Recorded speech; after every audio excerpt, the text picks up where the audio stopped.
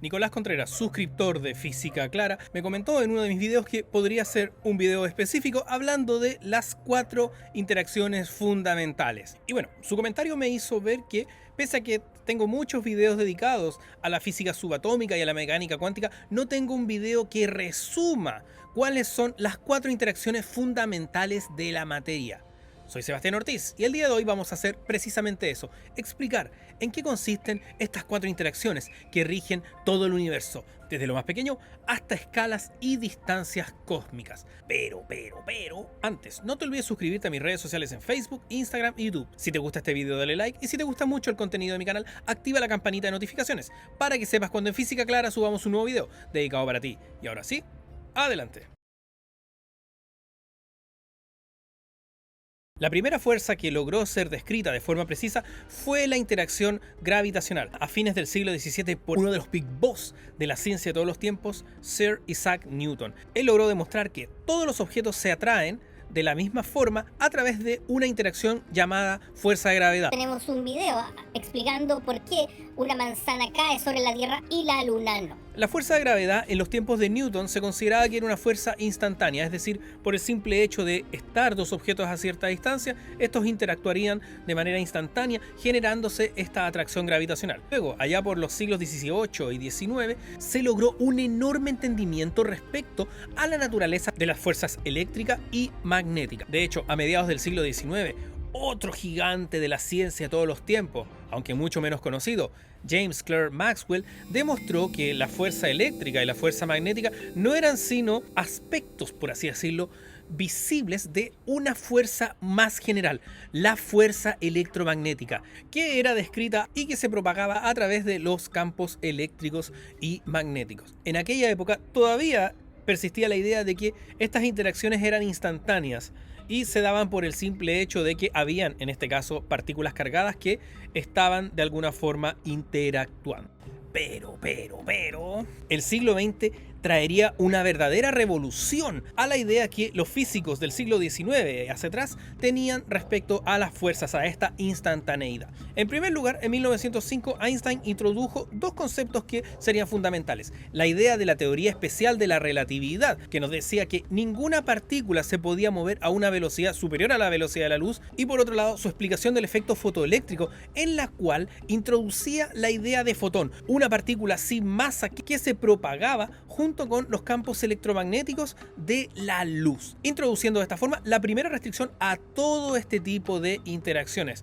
Las fuerzas ya no podían ser instantáneas, sino que debían propagarse a una velocidad. En el caso del electromagnetismo, las interacciones ahora se propagaban a la velocidad de la luz. Y bueno, de esta forma comenzaron a pasar los años, llegamos a todo esto de la interpretación de Copenhague, a los postulados de la mecánica cuántica. Sin embargo, la mecánica cuántica no nos obligaba en principio a tener más interacciones que la electromagnética y la gravitacional, aunque había un problema, la existencia del neutrón. La existencia del neutrón no se podía justificar de manera apropiada con estas dos fuerzas. Durante los años 30, 40 y 50 hubo una enormidad de descubrimientos de partículas subatómicas, observando que algunas partículas decaían en otras. En particular, los muones decaían en electrones bajo ciertas condiciones y los tauones a su vez decaían o en muones o en electrones. Algo tenía que estar ocurriendo que permitía estos decaimientos. Y también, bueno, por supuesto, el decaimiento beta, en el cual un neutrón decae en un protón, liberándose un electrón más un neutrino electrónico. En principio, los físicos de los años 30 y 40 no pudieron dar con la respuesta. Sin embargo, ya por la década de los 60 empezó a acuñarse el concepto de campo. Una fuerza era mediada por un campo. Había un campo gravitacional, había un campo electromagnético y hemos introducido un tercer campo, el campo asociado a la interacción débil. La interacción débil era una interacción de alcance extremadamente corto. ¿Por qué ocurriría esto? Una de las cosas que se dieron cuenta los físicos es que para que la interacción débil tuviese un alcance tan corto, tendría que ser mediado por partículas extremadamente masivas. Estas partículas conocidas como bosones W y Z, serían las mediadoras en la interacción débil y también serían las responsables de una serie de decaimientos, como los ya mencionados. La interacción misma entre electrones y muones podía ser mediada no solamente por la fuerza electromagnética, sino también por la interacción débil. Un muón y un antimuón podían interactuar entre sí mediante un bosón Z, decayendo esta luego en un electrón y un positrón, entre muchos otros procesos. Pero había un problema. La interacción débil era solo capaz de explicar algunos fenómenos, entre ellos el decaimiento beta o la relación que se había observado entre electrones, muones y tauones. Sin embargo, había toda una gama de partículas que no se podían explicar mediante esta interacción, descubriéndose ya a fines de los años 50 más de 100 partículas subatómicas. En 1964, el físico Murray Gell-Mann propuso lo que luego se conocería como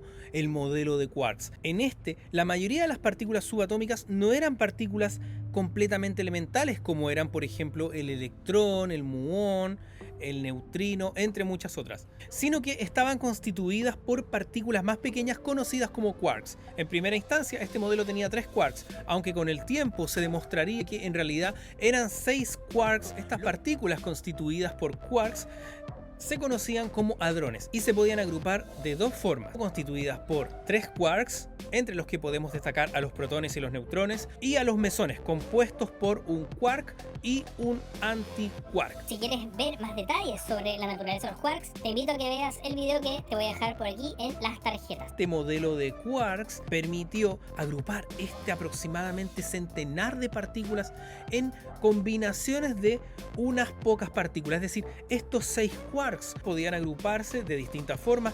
Recordemos, están los mesones, compuestos por un quark y un antiquark, y están los bariones, compuestos por o 3 quarks o 3 antiquarks. Esta verdadera explosión en términos teóricos tendría su punto de culminación allá por los años 70, cuando se desarrolló lo que a grandes rasgos sería el modelo estándar de física de partículas.